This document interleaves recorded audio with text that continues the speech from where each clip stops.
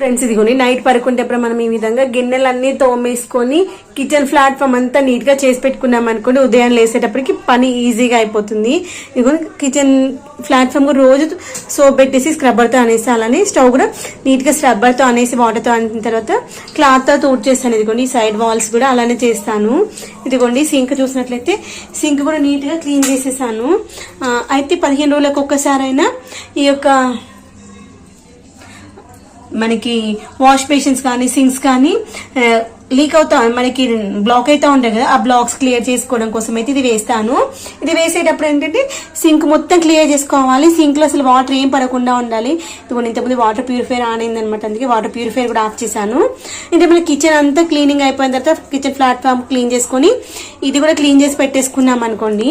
ఇప్పుడు ఇది వేసినట్లయితే చూడండి ఒక్కసారి మనకి 15 రోజులకు ఒకసారి వేయడం వల్ల లోపల మనకి బ్లాక్స్ ఏమైనా ఉంటే క్లియర్ అయిపోతాయి అన్నమాట.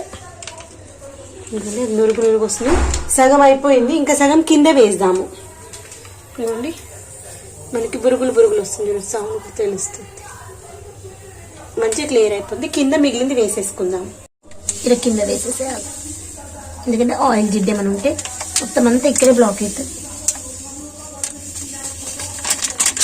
ఇలా వేసేసి నైట్ వేసుకోవాలి.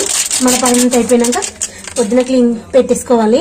ఇదిగోండి దీనిపైతే ఇలా ఒక రాయి పెట్టేస్తాను, ఎందుకంటే ఎలకలు ఏమైనా ఉంటే రాకుండా ఉండడం కోసం అన్నమాట.